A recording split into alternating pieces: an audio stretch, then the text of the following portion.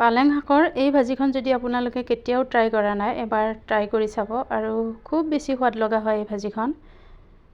আৰু যিহেতুকে এতিয়া পালেং শাকৰ বতৰ, আমিতো চাটনি কৰি বা মাছৰ লগত নানা ধৰণে ৰান্ধি খোৱা যায় নহয়নে? আৰু এবাৰ এনেদৰে ৰান্ধি খাবচোন, বহুত বেছি সোৱাদ লগা হয়।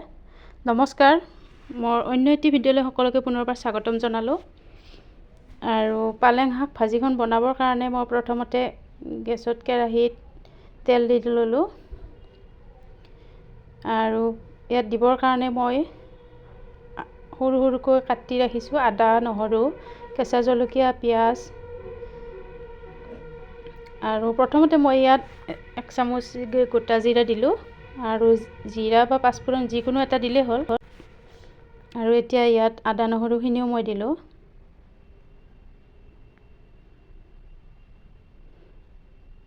আৰু কাটি ৰখা পিঁয়াজখিনি, কেঁচা জলকীয়াখিনি আৰু গোটেইখিনি বস্তু মই ধুনীয়াকৈ ভাজি ল'ম। আৰু এইখিনি কিন্তু মই ল' ফ্লেমত দিছোঁ, ল' ফ্লেমতে মই ৰঙাকৈ ভাজিম।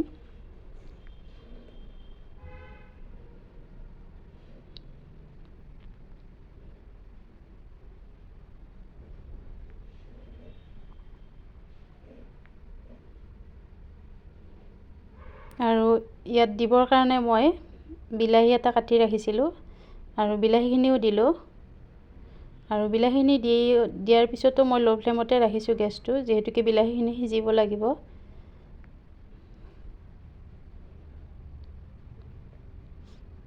আৰু এতিয়া ইয়াত নিমখ হালধিখিনি দিলোঁ।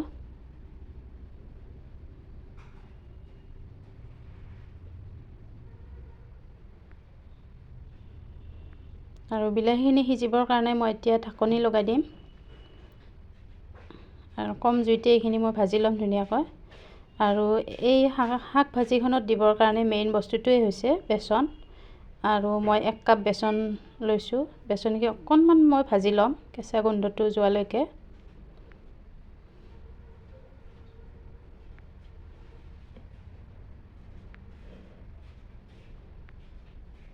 আৰু এইফালে বিলাহীখিনি সিজি গ'ল, সিজাৰ লগে লগে কাটি ৰখা শাকখিনিও দিলোঁ।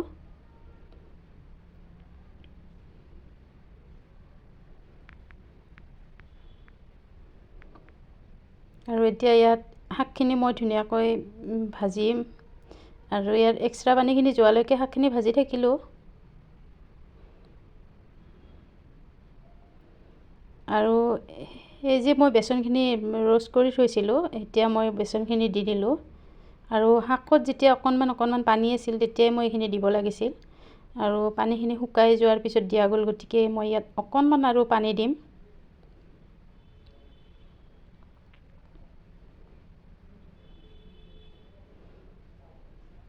আৰু এতিয়া ইয়াত মই মছলাখিনি, গুড়া মছলাখিনিও ল'লোঁ। আৰু মছলাখিনি একো নতুন মছলা একো নালাগে, আমি যিখিনি সাধাৰণতে ব্যৱহাৰ কৰা হয়, জিৰাৰ গুড়া অলপ, ধনিয়াৰ গুড়া, জলকীয়াৰ গুড়া বা গৰম মছলা, সেইখিনি আৰু ইয়াত অকণমান মই পানী দিলোঁ, একেবাৰে শুকান হৈ যোৱাৰ কাৰণে।